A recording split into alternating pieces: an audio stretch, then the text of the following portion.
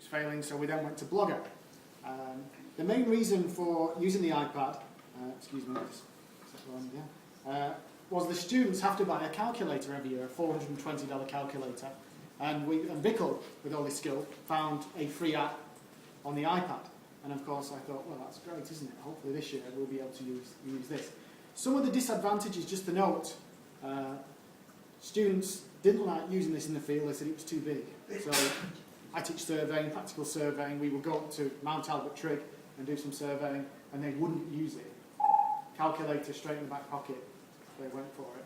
Some of the problems I also felt, surveying is quite a mathematical activity, and we have exams, 2 2-hour exams at the end of the course. That's set on the Micros details, unfortunately, for the time being. Some have 3G units. I've got 3G, and mathematical answers where there is a right answer. How do we stop students using Bluetooth to communicate with each other and just transfer the answer? Okay. How do you stop them showing all the procedural calculations?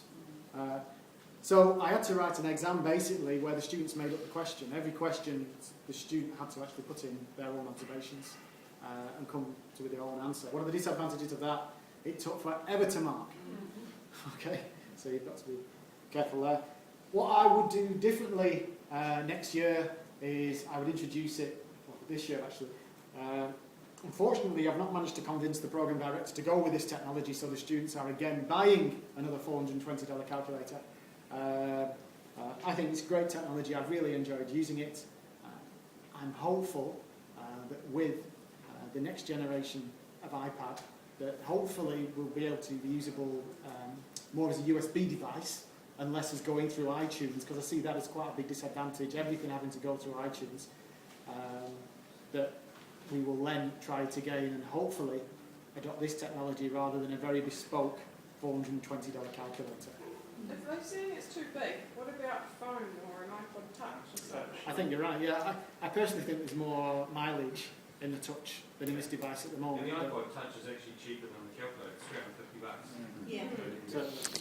What we have discussed plans here for this semester to go with iPod. That's right. We're looking at a second semester course that may be run by distance as well that will use the iPod Touch. Hopefully. But Rob, did they say anything about just actually pressing a button?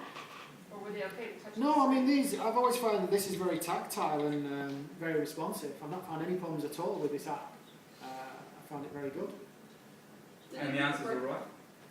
I'm only the lecturer, don't ask me what the right answer is.